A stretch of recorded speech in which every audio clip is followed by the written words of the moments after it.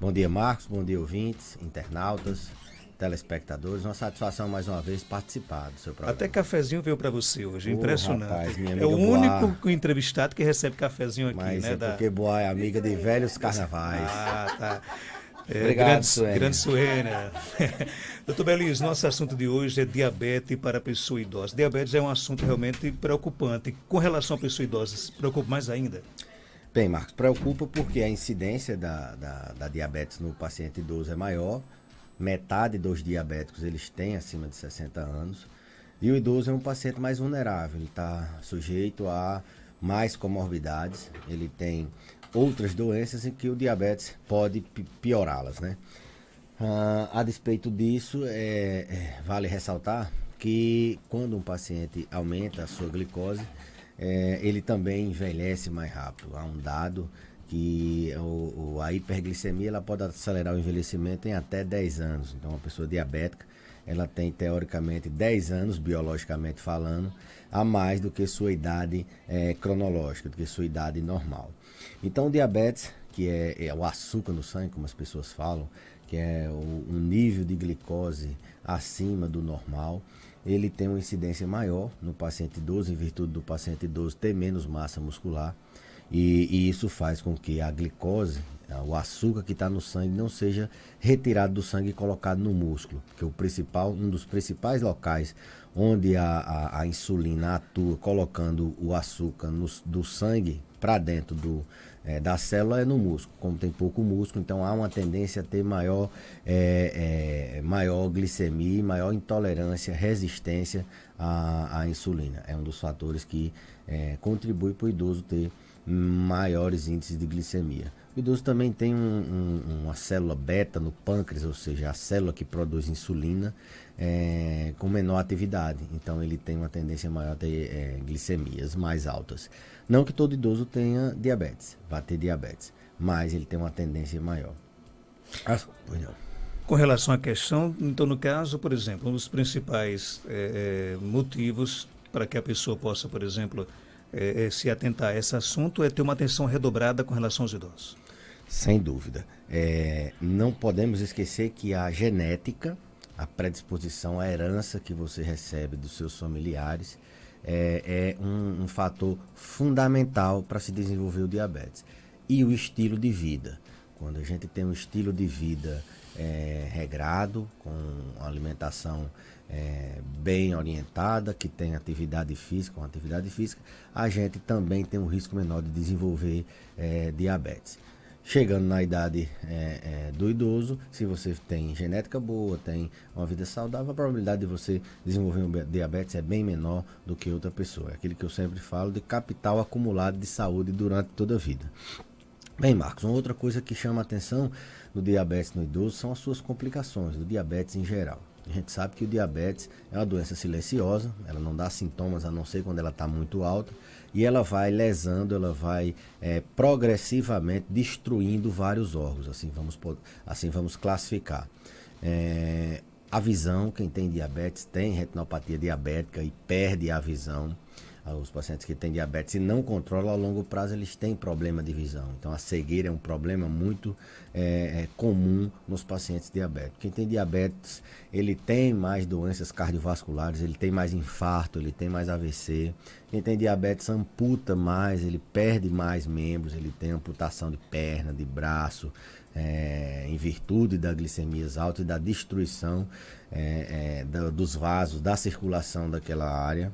Quem tem diabetes vai para a hemodiálise, perde o seu rim com mais facilidade.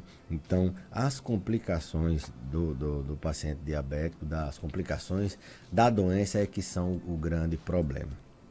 Trazendo para a geriatria, a gente tem alguns diferenciais. Primeiro que o controle do diabetes não se faz da mesma forma que a gente faz no adulto jovem.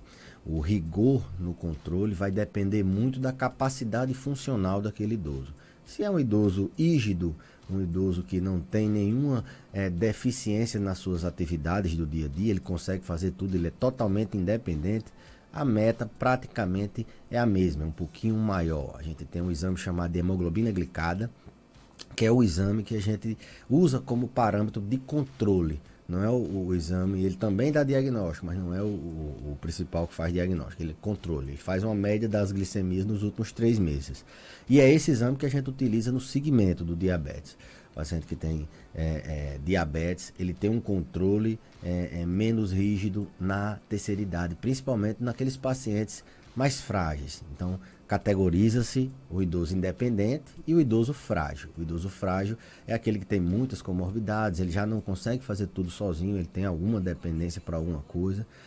Alguns têm Alzheimer, têm demência e outros estão em estado de cuidados paliativos. Então, a depender da funcionalidade, da capacidade dele realizar suas atividades rotineiras, a gente vai tateando o nível de glicose que ele vai poder ficar, que ele deve ficar. Porque assim como a hiperglicemia, níveis altos de glicose, a hipoglicemia, ela é uma preocupação constante e tão letal como níveis altos de glicose. Então a gente tem, e esses pacientes mais frágeis, eles são mais suscetíveis à hipoglicemia, a ter uma queda de glicose, a suar frio, perder a consciência, porque a glicose está muito baixa no sangue. Então a gente tem mais cuidado nesses pacientes, com medo desse evento, dessa intercorrência que às vezes é fatal. O idoso perder a consciência por falta de glicose no cérebro, ele sofre uma queda, ele cai, ele fratura muito fácil, é um evento, ele fica dependente para poder voltar a andar. Então a gente tem muito medo da hipoglicemia também, por isso que esses níveis de glicose são mais aceitáveis à medida que a gente envelhece e vai perdendo funcionalidade. Você deixou bem claro que, por exemplo, a fabricação de insulina na pessoa idosa, ela cai geralmente, né? O que é que você pode fazer? Que dicas você daria para a pessoa recompor, por exemplo, essa perda? Muito bem. Atividade física, a gente sabe que é um facilitador. Ela facilita a captação da glicose nas células periféricas. Você cria músculo e você vai facilitando a captação pela expressão de um receptor chamado GLUT4, e ele pega a insulina, ela vai pegar essa glicose e colocar no sangue. Então uma dica seria, mesmo em qualquer faixa etária, procurar se movimentar, procurar fazer alguma atividade física que possa facilitar essa diminuição dos níveis de glicose. Está comprovado que a atividade física reduz o açúcar no sangue. Reduzindo o açúcar do sangue, você vai reduzir aquilo de cegueira, de hemodiálise, de amputação, de infarto, de AVC. A diabetes é causa de tudo isso, e uma das dicas é atividade física. Só a atividade resolve, ou você tem que, por exemplo, juntar realmente a atividade física com o tratamento, por exemplo, médico, com medicamentos? Uhum. Bom, o tratamento ele envolve sempre mudança de estilo de vida. A mudança do estilo de vida, você colocando na sua vida atividade física, colocando uma alimentação com menos açúcar, com menos massa, menos carboidratos, você vai ter melhor desempenho, você vai ter melhor tratamento. Então faz parte do tratamento mudança de estilo de vida. Associada ao tratamento com medicamento, você também tem que fazer atividade física, fazer dieta e ter cuidado com outras áreas da qualidade de vida no paciente. Veja bem, Marcos, é uma pergunta frequente essa questão da alimentação. O paciente diabético, ele está sempre querendo saber o que é que ele pode comer e o que é que ele não pode comer. Como eu falei, a gente tem menos restrição no paciente muito idoso, no paciente frágil. Então, as restrições alimentares, elas são bem menores. Aquele idoso frágil, 80, 90 anos, com 2, 3, 4 doenças, já tem uma certa dependência. A gente não vai ficar retirando tudo da vida dele, sob o risco de colocá-lo num processo de desnutrição. E uma desnutrição, ela é bem mais severa do que um nível de glicose um pouquinho mais alto ou não. Até porque esses níveis de glicose, para se tornarem deletérios, para se tornarem doença, eles são a médio e longo prazo. Não é hoje, amanhã que você está com a glicose alta, que você vai adoecer, não. Como eu falei anteriormente, é uma doença silenciosa. Então, como dica, exercício físico, mudança de estilo de vida e, se já diabético, rigor no tratamento seguir, tomar o remédio, não abandonar medicamento, ter cuidado com a alimentação de 3 em 3 horas, principalmente aquelas pessoas mais idosas e que têm um costume de só tomar café, almoçar e jantar. A gente sabe que esse intervalo de tempo é onde elas têm aquele evento que eu falei da hipoglicemia, de a glicose baixar, e ele tem uma queda de glicose e ele desmaia literalmente, sua frio e desmaia. É bom aqui deixar bem claro para os idosos, principalmente para quem tem diabetes, é um tratamento que jamais ele, por exemplo, permite recaídas. Não, ele não permite que você tenha abandono, que você possa dizer, não, eu vou passar aqui 1 ano sem tomar meus medicamentos. Provavelmente você não vai chegar o outro ano. O ideal é que a pessoa se coloque num outro nível de cuidados. Não, da mesma forma que eu tenho que tomar minha água todo dia, eu vou tomar meu medicamento. Da mesma forma que eu tenho que ter cuidado com minha atividade física, eu vou ter cuidado com meus pés. O diabetes tem que ter muito cuidado com os pés, pelo risco de amputação, pelo risco de algumas patologias começarem nos pés. Todo dia ele cria hábitos. São hábitos, é mudança de hábito de vida. Então ele tem que ter cuidado, ele não pode parar o tratamento. É bem verdade que em idades muito avançadas, quando o paciente tem uma demência avançada, está acamado, o paciente tem uma diabetes leve, até moderada, a gente chega até a suspender, pensando nessa meta de nível de glicose. A gente chega a suspender alguns medicamentos. E outros pacientes que conseguem mudar o estilo de vida, necessitou tomar medicamento, às vezes ele não precisa mais tomar o medicamento, desde que ele mantenha essa atividade física e essa alimentação. Deixar bem claro que não estou mandando parar medicamento. Isso tem que ser sob orientação médica e raras as vezes que acontece. Pelo contrário, eu estou orientando o paciente a aderir ao tratamento. Não só medicamentoso, mas o não medicamentoso que tem importância tão quanto. Tem uma pergunta aqui do nosso ouvinte, ela não fala a idade, mas diz que fez o exame e deu 120. Ela é diabética? Uma medida só, 120, não é necessário para a gente dar o diagnóstico. O ponto de corte é 100. 2 medidas acima de 126, é um número bem cabalístico, a gente considera diabetes. Tem uma outra medida, que é na hemoglobina glicada, e quando dá uma vez entre 100 e 126, a gente repete. Se der de novo entre 100 e 126, a gente pede um exame chamado teste oral de tolerância à glicose, que você toma uma garapa, faz um jejum e toma uma garapa e vê como é que o organismo se comporta nessa alta taxa de açúcar no sangue. Se essa taxa estiver acima de 180, você pode ser considerado diabetes. Uma outra forma é você ter sinais e sintomas e acima de 200 em qualquer medida, qualquer aferição. Qualquer momento você estando acima de 200 e tem sintomas, quais são os sintomas? Muita sede, muita fome, muita urina, você pode ser considerado diabetes. 120 não é diabético ainda, mas está dizendo que tem alguma coisa alterada. Repita o exame. E o exame, qual é o exame mais confiável para você, por exemplo, ter a certeza que você tem diabetes? Aquele que você faz na porta de uma farmácia, por exemplo, no mercado, na feira, merece confiança? Aquele ali, ele não está dentro dos exames para se dar diagnóstico, mas aquele exame ele tem a sua importância para, por exemplo, um paciente diabético que passa mal. Você vê que se a diabetes dele está muito baixa, aí você pode fazer um açúcar debaixo da boca dele, quando ele tem hipoglicemia, ou se está muito alta, e aí você levar para o hospital para fazer uma insulina, alguma coisa desse tipo. Ele tem uma importância nessa monitorização. Ele tem uma forte importância para a gente monitorar no dia a dia. Tem gente que fica fazendo várias vezes ao dia, isso não é recomendado, a não ser que você esteja titulando a medicação, que você esteja ajustando o medicamento, mas ele tem sua importância. Agora, o exame padrão é o do sangue em jejum, onde a gente vê a glicemia de jejum, aquele exame também depois do almoço e aquela hemoglobina glicada. Aquele é importante, não para dar diagnóstico, mas para você ter ideia de controle de medicamento, ou se está muito alto ou se está muito baixo. Nosso ouvinte pergunta aqui, ela tem um esposo jovem, 47 anos, mas ela quer saber se é verdade que a diabetes diminui o desejo sexual.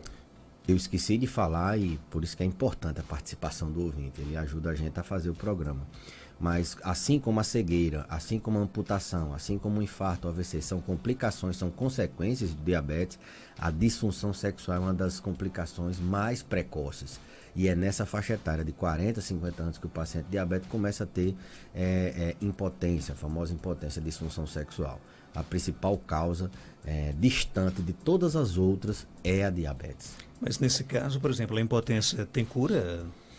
Tem, hoje em dia a impotência ela é uma das doenças mais facilmente curáveis, assim vamos dizer. Depois da ascensão do Viagra, a impotência tem Mas o Viagra seria, por exemplo, o único meio de... Não, existem vários tratamentos. Primeiro, colocar esse nível de glicose dele, tratar bem o diabetes. Os pacientes revertem, têm um desempenho melhor. Até nisso ajuda, né? A atividade física é mais um que ajuda. Um sono tranquilo é mais um que ajuda. Uma alimentação, baixar essa glicose dele já ajuda. Caso isso ainda seja insuficiente, não há nenhum problema, haja vista que isso não desmerece, pessoal, é uma doença de disfunção sexual, dele tomar algum medicamento, haja vista também que qualidade de vida passa por qualidade de vida sexual. A pessoa de 40 e poucos anos não pode ficar sem função sexual. Existe o tratamento medicamentoso, mas existem outras formas de tratamento. Por exemplo, prótese. Tem paciente que coloca uma prótese peniana para poder ter uma vida sexual ativa. Dependendo da doença, tem algumas injeções que se faz. Mas se for o diabetes, controlando a glicemia, ele colocando o medicamento em dia, colocando atividade física, ele pode reverter. É não ter vergonha de assumir, procurar, no caso, o tratamento e ser feliz, né? Sem dúvida, isso o ser humano, principalmente o homem, tem mudado ultimamente com a questão da saúde do homem, do Novembro Azul, tem mudado um pouco a orientação, com essa quebra de preconceito, mas ainda existe. Eles vão para consulta, os diabéticos, eles dizem todas as complicações menos a disfunção sexual, e isso tem que ser quebrado porque é um parâmetro de qualidade de vida e não diminui nem aumenta a masculinidade de ninguém. Doutor, minha mãe está muito esquecida, tem 78 anos de idade, isso é normal? Outra pergunta, eu vou aqui já puxar para a questão do diabetes. Não, esquecimento, a gente está até passando pelo modo de envelhecimento, por isso que hoje foi mais cedo lá na universidade. Ontem eu dei uma aula e uma das perguntas foi exatamente essa. Os alunos perguntaram se todo esquecimento, se o esquecimento era normal na terceira idade, e não é. Nenhum esquecimento é normal. O idoso ele tem uma lentificação no raciocínio e uma dificuldade de sedimentar as informações. Então a forma com que ele trabalha, ele tem acesso à informação, e a forma como ele retém tem que ser passada de uma maneira diferente. Mas se tem esquecimento, a gente sempre prefere investigar alguma doença. A principal doença que causa esquecimento são as doenças que atuam, que afetam a atenção e a concentração. Dentre elas, a depressão, a ansiedade, você perde o foco, perde a atenção e a concentração. Mas o diabetes, a gente falando de diabetes, é uma causa, um fator de risco importante e comprovadamente com mecanismos fisiopatológicos que aumenta a incidência de Alzheimer. Quem tem diabetes tem mais Alzheimer, tem um risco muito maior. Quem tem diabetes tem um risco muito maior de ter depressão, por exemplo. Então, o diabetes ele não só dá as complicações vasculares, micro e macrovasculares, mas ele está diretamente relacionado à doença de Alzheimer, ele está diretamente relacionado à depressão e outras doenças. Doutor Belísio, obrigado por sua participação. Até terça-feira, se Deus quiser. Eu que agradeço, Marcos. A gente sabe que 20 minutos para falar de uma doença que praticamente afeta todos os órgãos é um desafio. A gente pode até continuar esse tema em uma outra oportunidade. Acredito que a gente tentou deixar a mensagem mais importante do controle do tratamento e das complicações, mas fica aberto para uma outra oportunidade a gente continuar o tema. Meu muito obrigado e até a próxima terça, se Deus quiser.